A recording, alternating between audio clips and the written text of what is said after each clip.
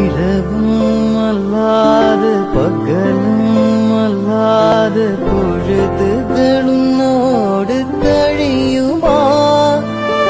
தொடவும் கூடாத படவும் கூடாத இடைவெளி அப்போது குறையுமா?